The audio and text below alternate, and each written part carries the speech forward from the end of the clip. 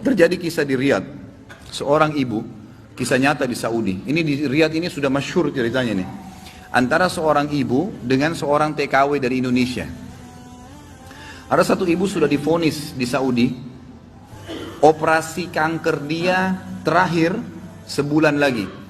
Kalau tidak berhasil, dianggap sudah mati dari sisi medis. Ini keberhasilannya kecil sekali, 10%, 90% mati orang ini. Sebulan lagi menurut ilmu medis.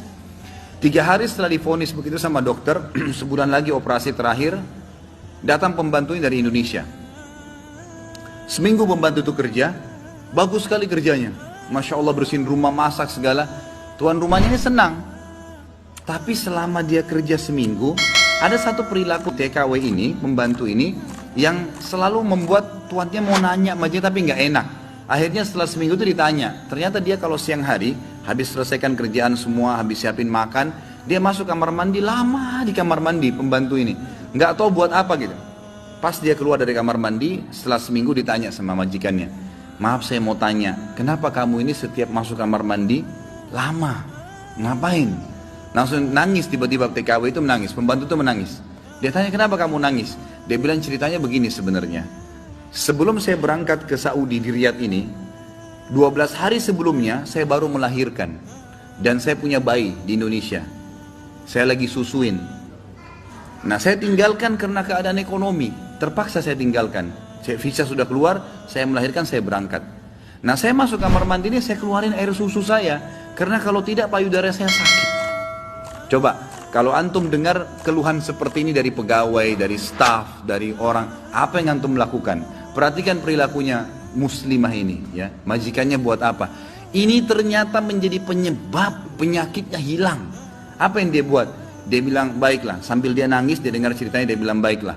Dia masuk, gajinya itu 800 real per bulan. Tuannya ini kebetulan punya duit di rumahnya, diambil dikali 24 bulan, 2 tahun. Dikasih pembantunya, ini uang kamu ambil. Besok saya belikan kamu tiket pulang ke Indonesia. Anggap kau sudah kerja 2 tahun. Pembantunya bilang, nggak apa-apa. Dia bilang, nggak apa-apa. Anak kau lebih penting daripada saya. Urus anakmu, nggak apa-apa. Terus ada pembantunya, baiklah kalau begitu terima kasih. Kata tuannya, kalau seandainya 2 tahun kemudian habis nyusuin kamu terfikir kembali, ini nomor HP saya, dikasih, pulanglah.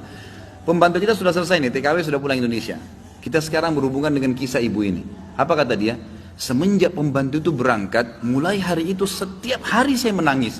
Menangisnya bukan karena sedih penyakit saya merasa terharu, susah menggambarkannya, terharu betul dan bersyukur kepada Allah. Bagaimana Allah membukakan pintu itu buat saya.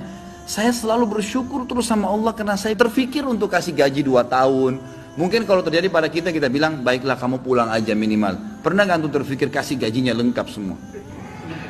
Dia bilang, saya terharu kenapa saya bisa lakukan itu. Dan saya selalu bersyukur sama Allah, saya bisa lakukan sementara memang ini ada vonis mati dekat lagi secara medis. Dia bilang, tiap hari saya menangis. Dan setiap kali saya menangis, saya merasa ada satu kepuasan dan keadaan saya lebih baik.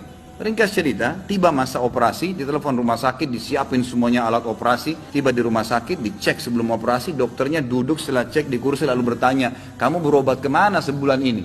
Kata ibunya, saya nggak berobat kemana-mana. Kamu tahu nggak, kanker kamu nggak ada, sedikit pun nggak ada, akarnya nggak ada, sembuh total, nggak ada, nggak mungkin terjadi secara medis. Ibu itu tersenyum lalu mengatakan, kalau betul apa yang dokter ucapkan, itu karena sedekah saya. Diceritain sama dia ceritanya, begini.